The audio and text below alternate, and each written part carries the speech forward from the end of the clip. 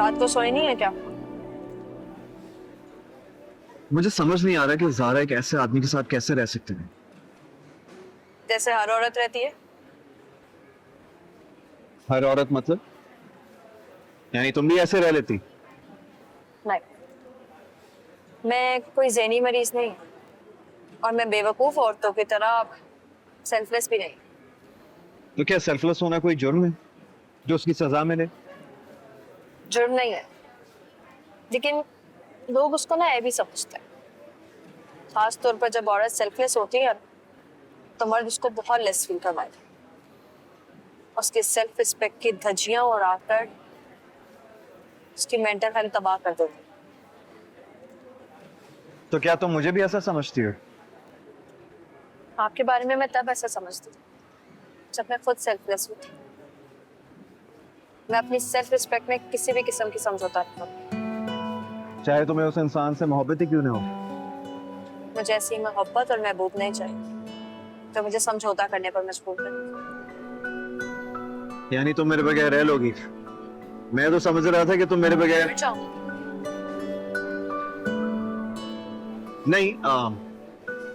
मेरा ये मतलब नहीं था, मैं तो बस औरत प्यार में शायद नहीं जाए, लेकिन एक बीवी सेल्फ रिस्पेक्ट के बगैर डेफिनेटली मर जाएगी।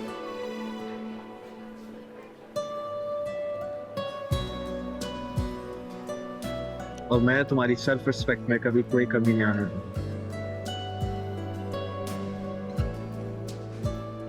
मेरी इज्जत और मेरी इज्जत नफ्स की हिफाजत करना मेरी जिम्मेदारी है। आप बस हमेशा मेरे साथ रहोगे, मेरा गरूर मत तोड़ना।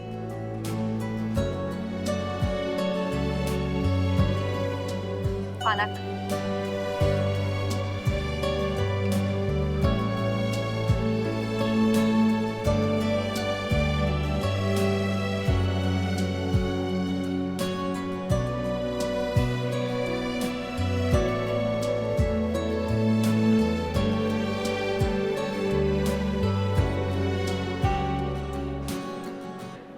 भाभी, मैं यहाँ आहद और लैला से ईमान की बेगुनाही छुपा छुपा के हलकान हो रही हूँ और आप मुझे कह रही हैं कि माइयों में चलूं।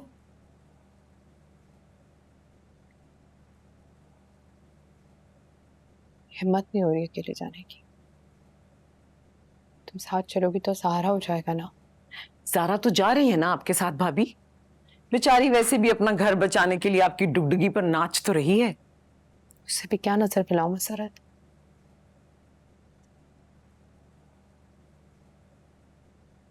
तुम चलो ना। अरे नहीं भाभी, मैंने बड़ी मुश्किल से आहद को कल संभाला है। बस ये 2 दिन किसी तरह से गुजर जाएं, मेरे सर पे लटकी तलवार उतर जाए। तो ईमान की शादी हो रही है ना, अब तुम्हें किस बात का डर है? अभी तो ईमान शादी कर रही है भाभी। उसको आहद और आहद को इसकी सच्चाई नहीं पता। जिस दिन दोनों को अपनी बेगुनाही का पता चलेगा उस दिन क्या होगा भाभी? क्या होगा? जितनी नफरत आहद और ईमान एक दूसरे से करते हैं ना, उतनी ही शदीद मोहब्बत करेंगे।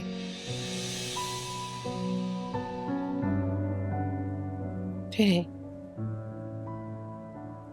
ऐसा कुछ नहीं होगा मसरत, अब वक्त बदल चुका है। भाभी ये बात मैं तैमूर की हालत देखकर कर रही हूँ। जब तक तैमूर ईमान को गलत समझ रहा था वो उसे हरास कर रहा था। जिस दिन उसको उसकी पारसाई का पता चला उसे हम सब से नफरत हो गई। मैं नहीं चाहती कि आहद के साथ भी ऐसा हो। मुझे तो आप माफ कर दें प्लीज।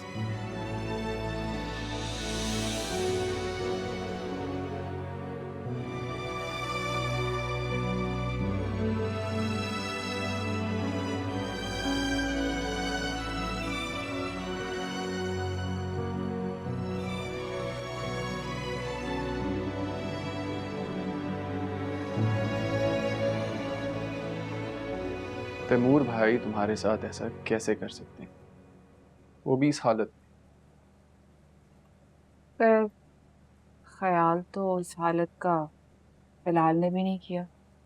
आंखें धमका के चला गया कि उसकी दुल्हन को मायूं बिठाओ वरना खुद लेने आ जाए।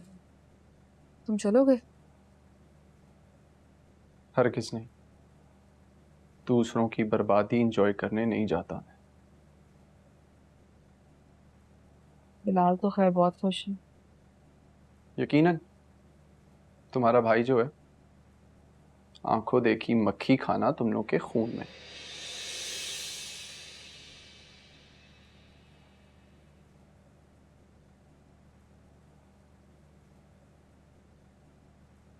अभी हम दोनों में कॉन्फ्लिक्ट जरूर है, लेकिन मैंने हमेशा तुम्हें अपना भाई माना है आहत।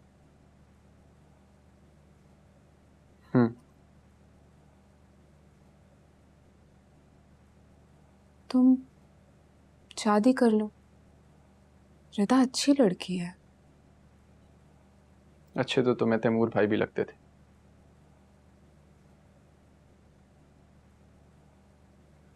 एनीवेज, मेरा मानना है कि इंसान को लाइफ पार्टनर अच्छा नहीं, वफादार, भरोसा करने वाला चुनना चाहिए, जो आपके बुरे वक्त में आपका साथ दे, ना कि एक इल्ज़ाम लगने पर रिश्ता तोड़ दे।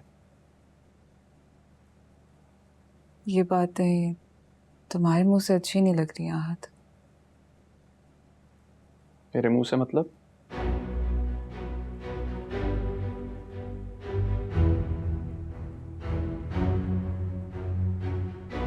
दुआ करो कि तुम्हें कभी इसका मतलब समझ ना आए, यही बेहतर है तुम्हारे लिए।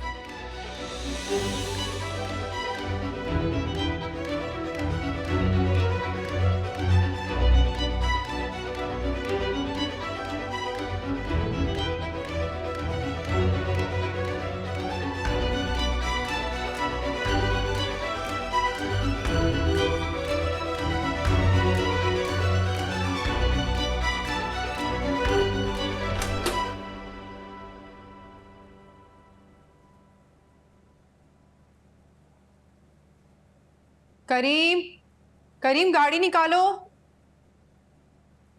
जाके ज़ारा बाजी को बुला के लेकर आओ, देर हो रही है। ये काम की है? क्या है ये?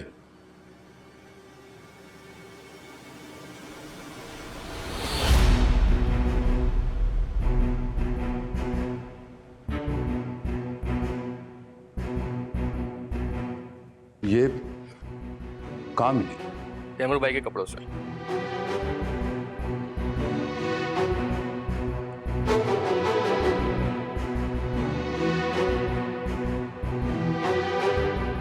ठीक है। हाँ।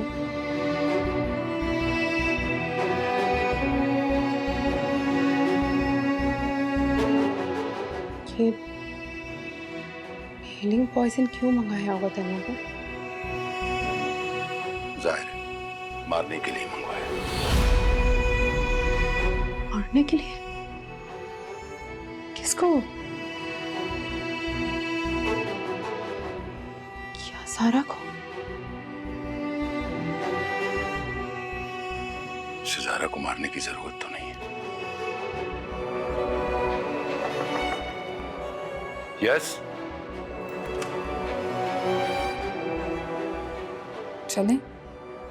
हाँ, चलो। आप जाए, मैं यही हूँ।